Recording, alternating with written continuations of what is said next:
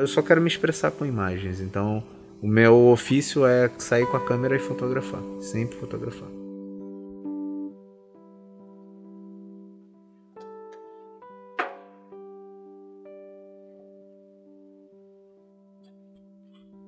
Não vou chegar lá com o tripé e vou começar a fotografar, apertar o dedo no disparador. Não é por aí. Não é essa a proposta, entendeu?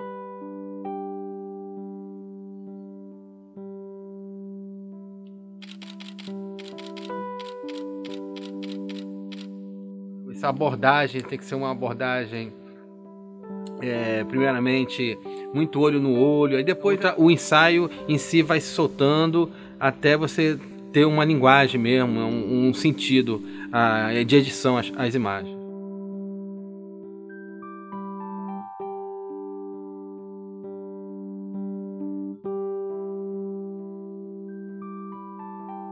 No momento que eu me radicalizei com essas cores, com tons muito claros, com tons muito escuros, cores muito saturadas, muito contrastadas, então é um momento também de agregar essas cores à situação das imagens que representa o desleixo, o abandono dessas casas e desses edifícios. Então a cor em si é uma forma também de chamar a atenção.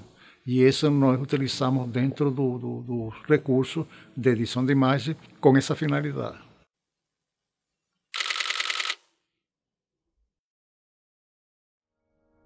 Borracheiro Estradas da Vida começou através, primeiramente, nas pautas fotográficas jornalísticas, de jornal, né? Andando por aí pela cidade e vai observando as coisas, entendeu? Então eu detectei que tinha muito borracheiro em Manaus, né? Principalmente na rodovia Manoel Urbano, na Cidade Nova, Grande Circular, entendeu? Então eu selecionei uma média de 10 borracheiros e fui praticando isso ao longo de alguns anos, entendeu? Uns eu dispensei mesmo, porque não cabia dentro da proposta, outros foram editados, né? Então, o que me atraía nesse borracheiro? A luz, principalmente a luz de final de tarde, a luz incandescente. Hoje eles já estão usando luz fluorescente, né, e tal. Interessava o aspecto humano deles, entendeu? As mãos, o vestimento deles, o casebre, a vida deles, eles morando lá e trabalhando no mesmo lugar. Muitos já moram lá e trabalham no mesmo lugar, entendeu? Esse trabalho de 24 horas ininterruptos. Então isso foi me aguçando a ideia de fazer um ensaio. Eu só estou mostrando uma situação e essa é minha responsabilidade profissional como cidadão. Mostrar o que está acontecendo. Isso pode ser no patrimônio histórico, isso pode ser na natureza, isso pode ser no ecossistema, isso pode ser em uma situação da infância, isso pode ser no abandono da família, isso está agregado a qualquer situação e nós temos essa função, essa responsabilidade. Eu já vinha fazendo fotos, né, há muito tempo e num determinado momento eu percebi que aquelas fotos tinham uma ligação entre elas, uma coisa, um fio da meada, digamos assim, uma conexão. E por mais tênue que fosse, elas faziam sentido para mim. Num determinado momento eu falei, olha, essas fotos dão um projeto, um ensaio, elas falam para mim de temas semelhantes, de assuntos semelhantes, um tema um pouco maior, global, talvez o mesmo tema, e eu decidi que ia fazer isso, né? E por conta da vida a gente vai pensando, depois com essas fotos, eu tenho mania de revelar as fotos e deixar elas à vista e fazendo sequências delas para tentar criar um discurso, e depois de um tempo, já com uma ideia assim, um discurso na cabeça, você passa, como é que vai ser o nome disso, como é que eu vou chamar, e a gente pensando, e foi que um dia assim eu acordei de madrugada e veio um nomezinho na cabeça, que foi esse River Sick, que é uma paronomásia, como as pessoas falam, um trocadilho.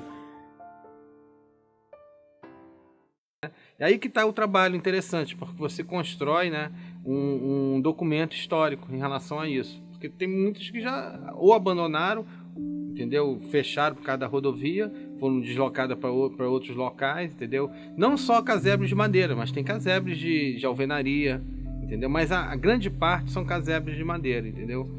Trabalho pai, mais homens, não vi trabalhando, não há relatos de mulher na borracharia, a não ser alguns cartazes e tal, mas não há relatos, é mais homem, pai, filho, sobrinho, Aí tem um cachorro, tem a televisão, que é uma companhia para eles, entendeu?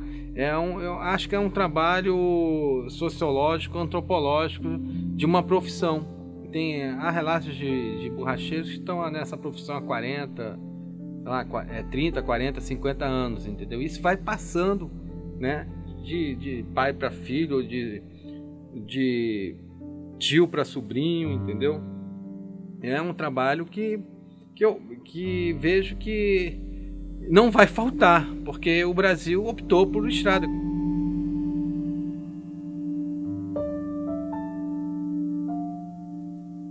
A minha preocupação dentro desse projeto é resgatar, mostrar o que está acontecendo e preservar essas memórias que talvez daqui a 50, 100 anos há um registro que aconteceu quando esses prédios ou essas casas não existam mais. Então nós, como fotógrafos, e isso eu me incluo de forma muito particular, nós temos essa responsabilidade de procurar documentar o que acontece em uma cidade, em um estado, um país, e guardar essas memórias. Dentro do meu conceito, e esse é um conceito do decadência urbana também, além de outros projetos, eu tenho essa preocupação, resgatar a memória, e aqui talvez há 20, 30 ou 50 anos, quando eu não estiver mais presente, alguém vai ver esse material e vai procurar conservar uma memória de um estado, de uma situação, de uma cidade ou de pessoa.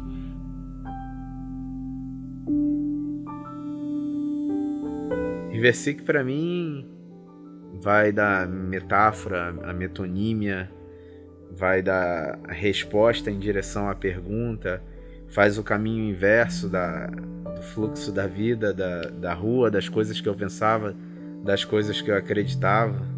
É como se uma ideia deixasse de ser uma ideia e se tornasse uma doença, e você adquirisse essa doença e não pudesse mais largar isso. Aquilo está dentro de você.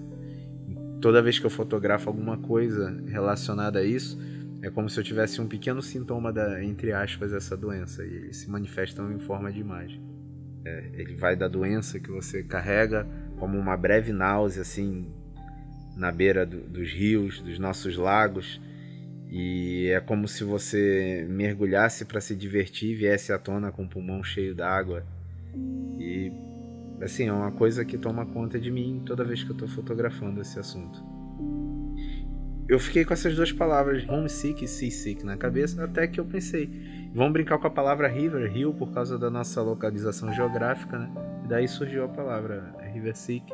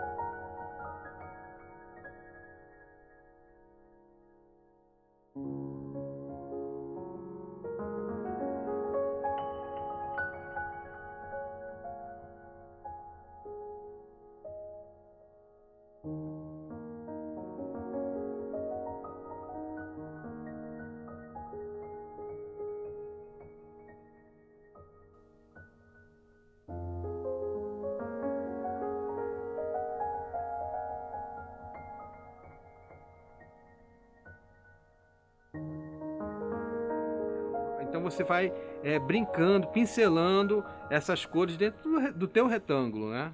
O carro passou na estrada, vai criar aquele rastro de luz que vai incidir na tua fotografia, na tua imagem.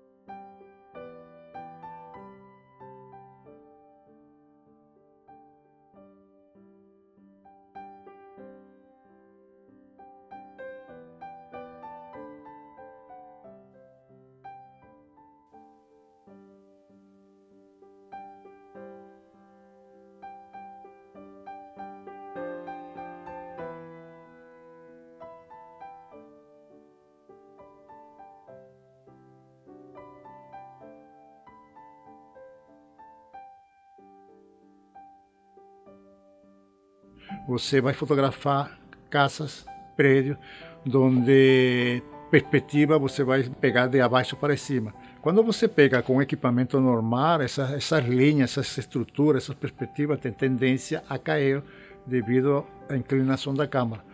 Então, eu tenho lentes onde eu consigo corrigir essas linhas, corrijo as perspectivas e consigo que uma vertical de um prédio se mantenha reta e plana através desses acessórios. O mais importante de todo esse processo da construção da imagem, o equipamento tem uma grande função. Porém, a maior do conceito disso está na cabeça de nós que vamos fazer esse trabalho.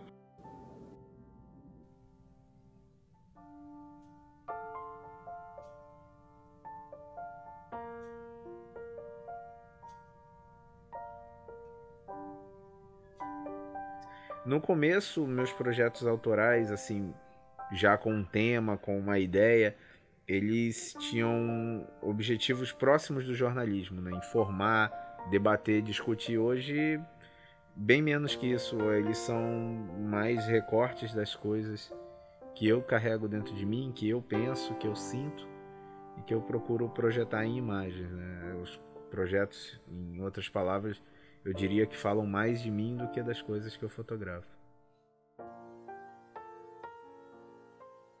Eu sou venezuelano, nasci em Caracas, Distrito Federal da Venezuela. E a partir dos 17 anos, eu fazia parte do grupo de estudantis. E América Latina, a exceção do Brasil, os estudantes, a nível universitário, acadêmico, eles tinham uma responsabilidade de procurar mostrar o que estava acontecendo dentro de uma sociedade, procurar chamar as autoridades a essa responsabilidade. Então, com 17 anos, através de outros colégios, eu ingressei em movimentos estudantis. Esses movimentos estudantis me levaram para a Juventude Comunista, que era um órgão direcionado ao Partido Comunista, porém era só para jovens. Então, o jovem estudante. Então, nós tínhamos uma atividade muito forte, porque nós, através desse chamado, nós íamos para as fábricas, para as empresas, para as escolas, a chamar as pessoas a se manifestar e responder que a situação econômica e política do país não era correta, era uma ditadura. E meu pai também era fotógrafo, né? Me dava as máquinas. Eu tinha um tio meu que saiu, deixou o emprego da loja em Manaus e foi se aventurar no Rio de Janeiro, né? Foi trabalhar na revista Manchete, foi trabalhar no jornal o Globo, foi trabalhar no Jornal do Brasil. Eu comprei a minha primeira câmera, um pouco mais de recurso, em 2000, mas eu já vinha fotografando um pouco antes com uma câmera compacta, minha mãe tinha, de filme. E depois que eu comprei a minha primeira câmera, logo no início da faculdade, em 2000... E nessa época fui preso 2 vezes em manifestações. E como era menor de idade, sempre tive a oportunidade que meu pai me tirava dessa situação. E aí, como meu nome ficou muito conhecido, me vi obrigado, através de um convite, para as guerrilhas rurais da Venezuela. Distante mais ou menos umas 5 horas de estrada da capital para essa região. E nesse movimento guerrilheiro eu permaneci quase 2 anos e meio. E em dezembro de 65 eu fui preso pelo exército depois de um encontro com o exército. E lá eu fui morar no Rio e lá ele me levava o quê? Para as redações de jornal. Lá eu conheci Walter Firmo, conheci Evandro Teixeira, né? Essas águias da fotografia. Eu fiz um pouco de tudo. Eu fiz foto de documento no centro, na praça. Eu fotografei bandas de amigos meus. Fiz pautas para colegas da faculdade. Fotografei para o jornal da faculdade também. E fui experimentando um pouco de tudo com a fotografia. Aí passei 8 meses preso. Como eu ainda era menor de idade, não tinha completado os 21 anos, houve um acordo com o governo da Venezuela e eu optei por ser exilado para a Europa. Então, quando uma semana após completar os 21 anos, eu viajei de navio de Caracas para a França. Meu destino era Marsella. E lá eu fui começando a fazer meus trabalhos. Viajei com firmo durante um mês pelo norte e nordeste. Então essas influências são presentes em mim. Até que logo após eu me formar, aliás, um pouco antes de eu me formar, eu tive a oportunidade também de estagiar. Fiz alguns trabalhos como freelancer para estúdios, eventos também, como aniversário, casamento. Não era o que eu queria fazer, mas era uma forma de poder comprar meus filmes e fazer minhas coisas. Só que chegando em Barcelona, eu dominava o idioma, que era o espanhol, e eu me adaptei a Barcelona imediatamente. Preferi ficar em Barcelona em vez de dar continuidade para a França. E aí minha vida começou propriamente em Barcelona. Aí eu me preparei, comecei a procurar fazer alguma coisa, porque eu não tinha profissão nenhuma. Na época da Venezuela eu só estudava, eu não tinha nenhum vínculo profissional. Então comecei a procurar alguma atividade profissional que me desse rendimento para me manter em Barcelona. Depois disso, já perto de me formar, eu comecei a trabalhar nos jornais locais aqui como voluntário. Eu pedia, eu trabalho de graça, me dá uma oportunidade aqui. E logo depois de me formar, eu consegui ser contratado pelo Diário do Amazonas. Depois eu passei pela Crítica, pouco tempo, alguns meses pelo Amazonas em Tempo, mas a maior parte no Diário e na Crítica, né? E foi quando um jornal também, vi um anúncio no jornal de um curso de fotografia por correspondência. E esse curso de fotografia, eu imediatamente comprei o curso por inteiro, que era um curso de 1 ano, eu comprei imediatamente e comecei a praticar. E minha situação financeira, depois de 3 meses, realmente complicou. Porém, eu tinha uma inclinação para a fotografia. Então é assim, meu início foi assim, né?